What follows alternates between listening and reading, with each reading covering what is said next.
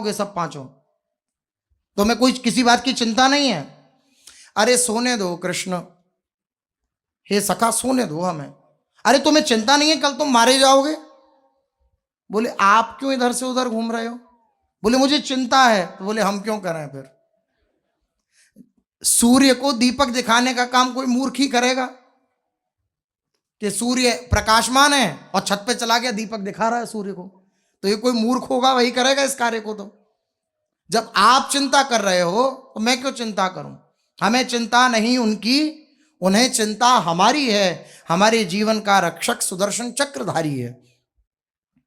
अर्जुन ने दो टूक जवाब दे दिया। अब ठाकुर जी बोले भैया हम तो हमेशा भक्तों से हारे, तुमसे भी हार गए, आराम करो आनंद लो। पता है तुम्हें? कि हाँ पता है। चिंता हो रही है क्या? नहीं नहीं आपको हो रही है ना। अच्छा, फिर हमारे ऊपर डाल दिया। चलो ठीक है,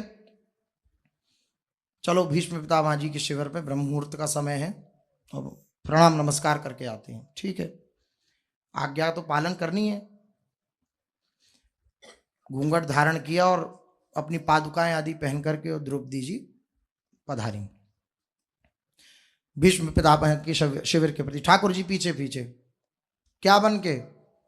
उनका सेवक बन के, द्रौपदी जी का। देख रहे हैं आप, जब प्रभु एक बार स्वीकार कर लेते हैं तो फिर हद नहीं देखते महाराज कि किस हद तक मुझे प्यार करना है। बेहद प्यार करते हैं। बोले वो मुझे बेहद प्यार करता है। कौन? कोई नहीं करता बेहद प्यार जितना ये करते हैं। ये हद नहीं देखते, फिर ये सीमा नहीं देखते कि भाई मैं अनंत कोटि ब्रह्मांडों का नायक राजाधि राज योगी राज पर ब्रह्म श्री कृष्णचंद्र हूं। ये हद नहीं देखते। गए तो पादुकाओं की आवाज हो रही थी द्रौपदी जी की, तो कृष्णा कहते थे द्रौपदी जी को ठाकुर जी, कृष्णा तुम ऐसा करो ये पादुकाएं मुझे दे दो।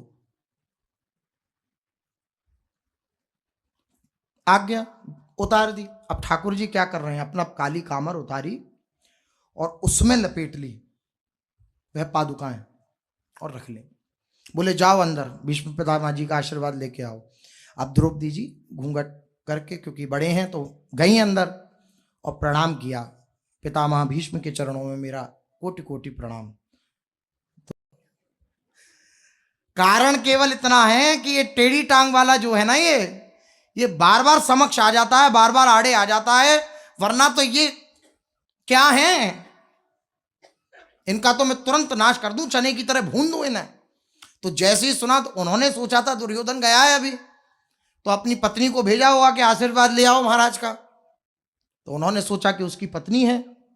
और द्रौपदी की जैसी आवाज सुनी तो कहां है कहां है कहां है कहां है? बोले महाराज सबर करो, पितामह विराजमान हो। तुम हंस क्यों रही हो? मैं हंस इसलिए रही हूं कि अभी अभी तो आप प्रतिज्ञा करते हैं कि मैं पांडवों को मार दूंगा, और अभी अभी मुझे आप आशीर्वाद देते हैं कि तू सौभाग्यवती भव, तू सौभाग्य को धारण करे। दोनों बात समझ में नहीं आती। तो तुरंत बोले कि तू ये सब छोड़, मुझे बता वो कहां है। बोले बाहर है। तुरंत भगे भगे गए और जाकर के देखा तो एक पेड़ के नीचे आसन तान के महाराज सो रहे हैं। पूरा पीताम्बर ओढ़ रखा है और पादुका जो है वो द्रौपदी जी की सिरहानी रख रखी है। आप देखिए, ऐसी इस प्रकार से कौन अपने सेवक के प्रति प्रीति कर सकता है, प्यार कर सकता है?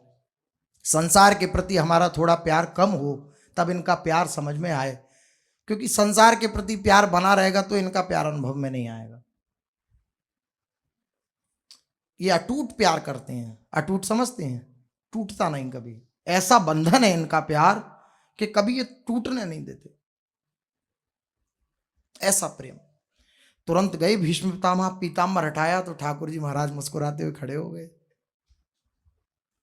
सिरहाने से वो पादुका जी ली, वो पटका जो काली कामर थी वो ली और यूं झटका तो खड़खड़ करके पादुका द्रौपदी जी की गिर पड़ी। तो एकदम चरणों में पितामह गिर पड़े। महाराज जिनकी पादुकाओं की भी रक्षा आप करते हो, उनके प्राणों की रक्षा में कोई संशय है क्या? चिंता मत करिए। ठाकुर जी ने अंदर ही अंदर कह दिया कि इनको तो मैं कुछ नहीं होने दूंगा, हाँ अपना प्रण भूल जाऊंगा।